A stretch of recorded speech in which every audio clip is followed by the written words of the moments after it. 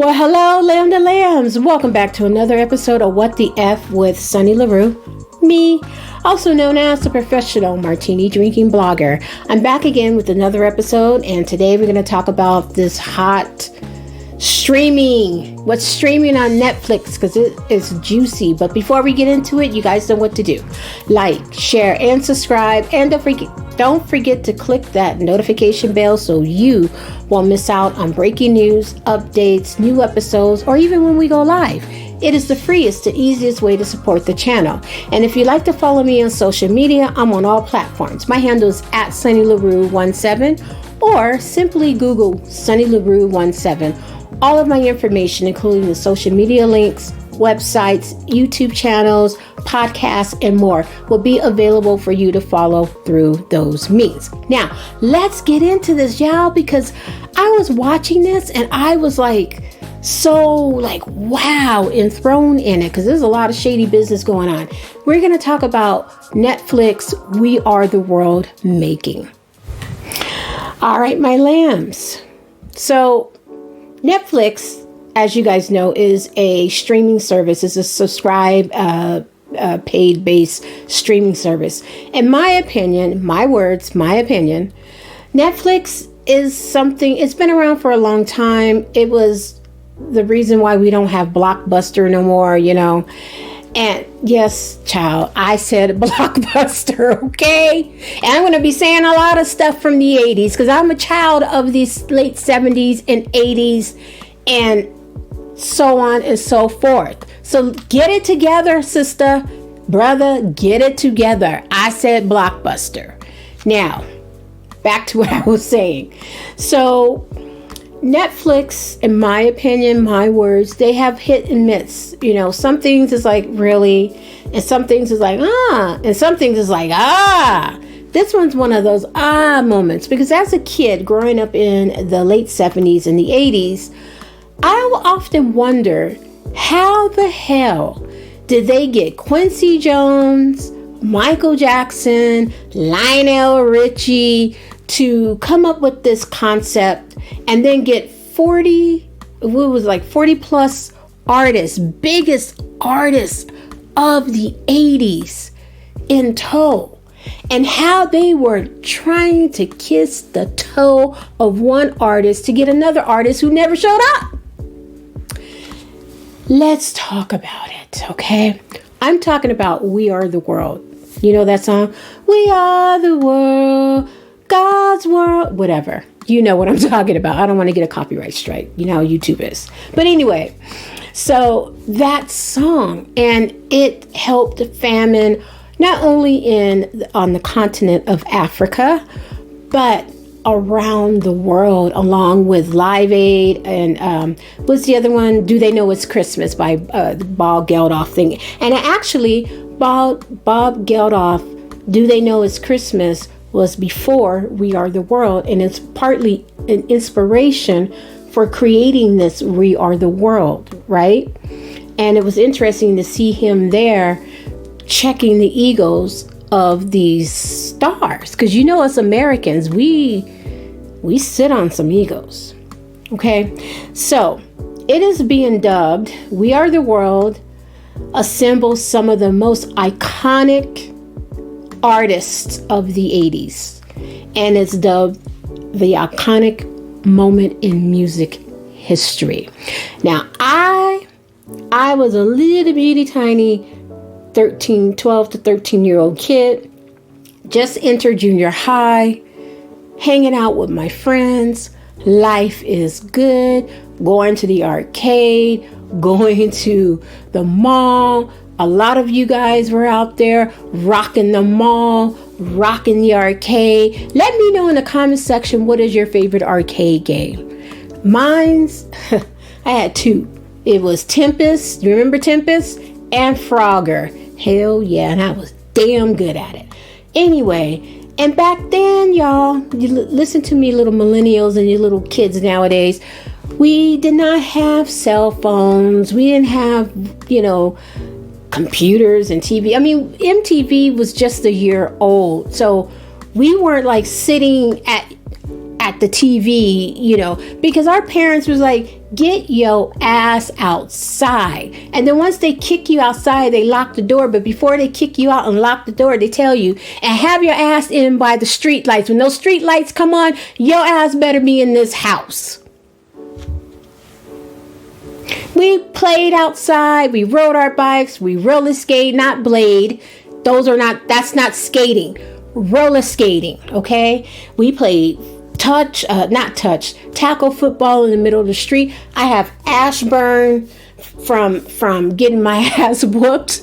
I mean, we lived. We caught tadpoles down at Brookside Park. And if you're from Pasadena, California, you know what I'm talking about over there at Brookside Park. And then they tell you, we were at the pool area, but they tell you, don't go over in the hills over there because there's a hobbit that lives over there. Okay? Turns out, y'all, the hobbit was a little guy who was homeless. But to us, he was the creepy hobbit. Okay? Anyway, I say all that to say this. You remember where you were when this song came out. I often wonder how they brought it all together, okay? So this documentary on Netflix goes into detail how they got all these artists in one night to check the attitudes at the door and got the song done and rocking to what we hear today. It's very interesting. So, Lionel Richie was talking to his then producer. I forgot the guy's name. I should have wrote it down and I didn't put it in here. But anyway, about Harry Belafonte, because Harry Belafonte was talking to this producer. I'll put his name up here somewhere. He's no longer with us, unfortunately. And Harry was saying that, did you see what they did over in Europe, over in England? They got that song, Do They Know It's Christmas Time? And it's time for us to do something. Not only Americans, but Black Americans. Let's do our part. So that's how this came along. And they asked Lionel Richie, Michael Jackson to write this song. And they were going to get Stevie Wonder. And we're going to talk about Stevie Wonder because his shady ass. Okay, yes. Stevie Wonder with his shady ass. All right. And then they got Quincy Jones to pull it all in because he is one of the greatest producers, music producers of our time. Okay. So Lionel's like, okay. He's talking to Quincy. Hey, Quince, what up, bro? Let me tell you, I've been tapped to do this song. And I thought it'd be fun if we can get Stevie on it. And Quincy's like, yo, that's a good idea. Listen, maybe Michael would like to be in on it. I'm going to see him tomorrow. I'll holler at him. Lionel, well, while you're hollering at him, I'm going to holler back at Stevie. All right, cool. Click. So Lionel's like, hey, I need to talk to Stevie Wonder. Can you get me Stevie Wonder? Lionel Richie is one of the biggest MFers in the 80s, okay? Endless Love, All Night Long, Dancing on the Ceiling, Hello. Come on. When Lionel Richie calls, you should be able to say, oh, hold on, Stevie, here. No, it didn't work that way. Nobody can find Stevie. And then they left messages and Lionel's like, well, it is what it is. We'll, get back to, or he'll get back to us. Keep that in mind as we go on about this documentary. So then Lionel, this is the year that Lionel's solo album came out. This is the year that he was tapped to host the American Music Awards. And this is the year that he won 6 music awards, American Music Awards. This was his year. He was the biggest. It was Lionel Richie, Michael Jackson, and Prince. Okay? You couldn't get any bigger than that. They outbigged Tina Turner. They outbigged Diana Ross. They outbigged Cher. They outbigged Elton John. Do you hear what I'm saying, lambs? Good. Because they were the 3 biggest artists during that time. So Lionel hooked up with Michael. They're waiting on Stevie. In the process of waiting on Stevie, they got started on the song. And, Michael being Michael Jackson, y'all. Okay, he's a little eccentric. Okay, he's a lot eccentric. Okay, he's a big, huge eccentric. Okay, I get it. With the snakes. Lionel was talking about that. He hears this hissing sound. He turns around and there's a snake coming out his ass. Sizzling on down. And he's like, what the F is this? And Michael goes, oh, that's the snake. I was looking for him. And he heard our music. And he just had to come out and say hi to you. Then another occasion, he's down there trying to get this, song together. And he hears arguing in the kitchen. He's like, okay, Michael, what is that? What's going on in the kitchen? Because they're at the compound out there in Encino. Or Neverland. They're at Michael Jackson's compound, one of the two. And he's like, okay, Michael, what's going on? What's going on out there? And Michael goes, oh, it's the parrot and the dog. They don't like each other. They're fighting. The fucking parrot is telling the dog to shut up. And the dog is rap, rap, rap, rap. Lord help me. I would give anything to be a fly on that wall. Wouldn't you? I know you guys would. I certainly would. But we'll move on. So as they're waiting for Stevie to come through, whenever he decides to come through, because apparently it's on Stevie's time, they started getting the song together, right? And so the producer, the manager that was managing Lionel Richie and his staff were like, I should say the name, but I didn't even write it down. Sorry. Let me see if I can find it in my notes. Digital notes, people. Okay. Digital. Anyway, so his staff, they were looking like, okay, who could we get? Madonna's name was thrown out there. The Boss, Bruce Springsteen with that tight ass of his was thrown out. Billy Joel was thrown out. Al Jarreau was thrown out. A lot of names, Tina, all of them was thrown around. Diana Ross, and we already know Diana Ross was going to do it. And Smokey Robinson, we know he's going to do it. Huey Lewis, they were just Kenny Loggins got the call. You remember? Heart to heart, yes. And I went to the danger zone.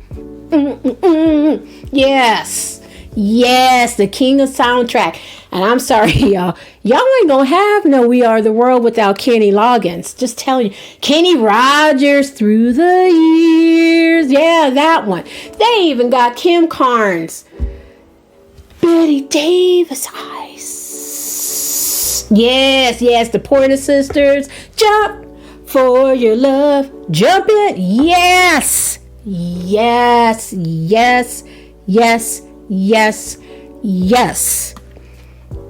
Al Jarreau, Hello, Mr. Radio. Yes. Steve Perry from Journey. Huey Lewis and the News. I mean, they even dragged out Bob fucking Dylan. And side note here. Let me tell you guys something. Come close.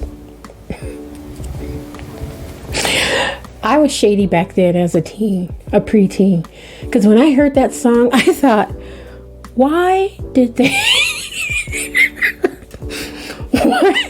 why did they drag out Eddie Murphy pretending to be buckwheat? Why would they do that? That's what I was thinking in my head when I heard Bob Dylan's part. Because I didn't connect the two. Because I saw Dan Aykroyd and I was like, okay, I get now that they invited Eddie Murphy, but why would they invite him as buckwheat? It didn't make sense to me. And then I was told, no, that's Bob Dylan. Okay. So anyway, so they had all these people, Sheila E., and bless her soul, they used her ass, honey. They used her ass. And I don't want to give too much away because I want you guys to see it, but they used her trying to get Prince, who never showed up. Oh, I just gave it away, but whatever. You have to watch it. Anyway, she was grateful. So they, throwing out all these people, but they're like, how these people are going to be at this space. They found a space to do the recording, but and so they're like, well, the American Music Awards is coming up. We can do it that night because most of the artists will be here. So Billy Joel had to fly in from the East Coast. Bruce Springsteen was just had finished up his tour. And by the way, I was in the audience at one of his tours. I was a kid though. And so he said he's flying out. So everybody got together after the award show. And it's funny, they didn't ask Madonna. So they get together. And so, the awards show is going on. Michael Jackson didn't give a shit about this show. He didn't care. He's like, I'm over here at We Are the World. So he's over there getting things ready and stuff and singing and doing his thing. And then Lionel Richie is over there. In walks Stevie. Oh no, I went too far. Let me backtrack. They finished the song, right? They came up with the song because Quincy Jones was like, hey, y'all need to get me this song.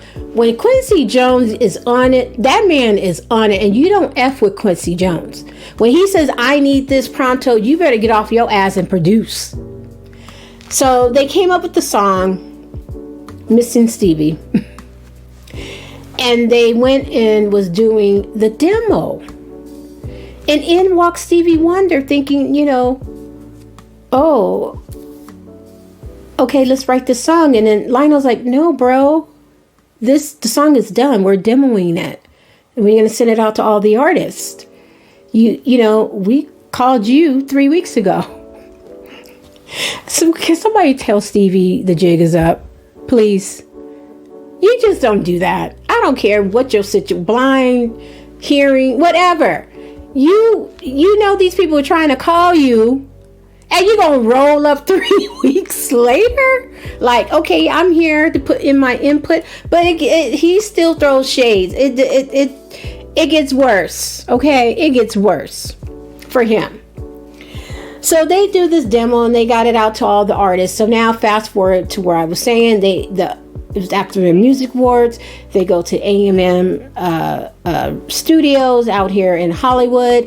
And they got all these people rolling up in here. And the boss, he drove himself in a classic car. I was like, that's why he's the fucking boss. I'm sorry. Anyway, I'll try to contain it. So they get together, they lay it out, and they compose it. And Quincy Jones' job is to draw out all of these people's talent. Package it up and put it in a bowl and give it to us to eat up. Okay? Then you have Lionel Richie, who is the can keeper. He's trying to keep all the raisins in the can because some of the raisins was just going all over the place. You open up the package and they popping all out. And he's like, no, just because the package is open doesn't mean that you have to hop out. Get it together. Right? And then we have Michael Jackson, who is like the sniper on the edge. Like, that doesn't sound right when you sing that. Try it this way. Because that's his song. So it was pretty intense. And so intense that Quincy had to write, check your eagles at the door. A sign so you see it when you walk in. Okay? So they got the chords and everything down. Now is at the point where the individual or the grouping, like the solo parts come, so everybody else leaves, right?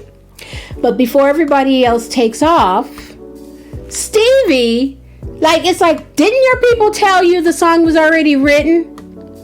He's gonna say, let's sing the song in Swahili. Will somebody tell Stevie that the continent Africa is a continent, not a country, and not everybody speaks Swahili, and this is supposed to be for everyone, a unity for the, most of the world speaks English. Yes, that's true. So he started singing We Are the World in Swahili, and everybody looked confused because it was already chaotic, right? And Wailing Genie, dreaming of him, just a good old boy. Yeah, that one. Well, he got into his Dixie car and hit the road because he's like, I'm not here for that. I'm not here for that. I don't know what that means. You telling me, maybe it means that, maybe it doesn't. I'm out. So if you watch the video, you see him in the beginning, but towards the end, you won't see him because he boned out. It's like, okay, rein it in.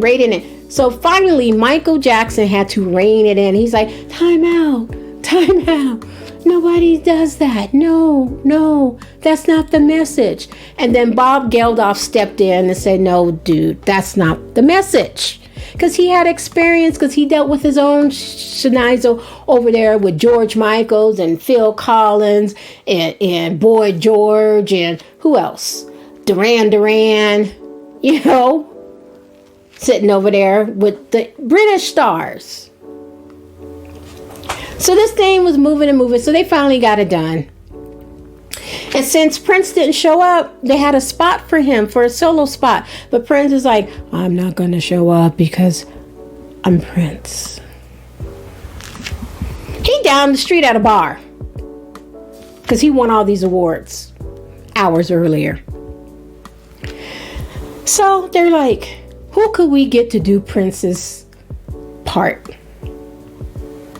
And someone volunteered. Who y'all? Who did they volunteer? The king of soundtrack, Kenny Loggins. And he stepped in and nailed that. He nailed it. And he's like, I have to go over after the boss. Like Bruce Springsteen with that raspy voice of his. I don't know how, because they were like in line, He's like, and Daryl, I just don't know. They have silver voices. He said, so I just came in with a soft voice. Let me tell you something, Kenny Loggins. I don't care what you came in with. Whatever you did worked. Because you single-handedly put that part together. Okay? Because everybody was freaking out about Prince. Sorry. But he stepped in and he delivered. So that's how the song became We Are the World. They were working it out, the kinks and stuff. And this shows you the scale of it. I'm jumping around a lot because I want you guys to really see it. It was just a beautiful thing to see. And I actually cried because it was so touching. And then they was talking about how it was, it was sold and everything. And yes, little kitty loos, you little kitty loobs. We didn't have, do we have CDs back then? No, CDs wasn't even popular. We had cassette tapes, okay? We had the Warehouse. Y'all remember the Warehouse? Let me tell you something. Okay, we had Tower Record out here in Hollywood, yeah? And I love Tower Record, but I usually go to Tower to get my concert tickets. But the Warehouse, for me, we had Sam Goodies, we had Fries. Oh my God. But the Warehouse for me, and then we had Canterbury's here, but it's still here in Pasadena. But the Warehouse for me was the best, especially the one in the mall, in the Pasadena Mall. Rest in peace, Pasadena Mall. Let me tell you, you can buy your cassette tapes there, but I will just go to Rite Aid because it's cheaper and buy a pack of 4. It came in 4 or 3. The Memorex, right? The 120-minute one. And I would take my cassette tape to Warehouse, and you can buy songs for 99 cents, right? And then you pick your songs and you buy them, you pay for them because it's a list, and you put it on this list and you check it off. You take it to the clerk, you pay, and then you hand them the cassette tape, and they'll make you a cassette tape mix. That's how I made all mine. Right? Because I didn't want to sit here trying to get the song off the radio, because the DJ had a habit of cutting the song off and talking through the song, the talkovers. So I was like, no, I'm just going to go to the warehouse and do that. And I would just go and just, take my my allowance and just buy my music. But the one thing I will say about We Are the World, all joking aside, it did get me to collect money to send to them. And I think I collected like $100 and send to them, contribute to the plight of the world. But yes, so that was We Are the World, circa 1984. And it sold over, I think, 100 million copies or something like that thus far. And it raised over almost, well, it says about, let me see.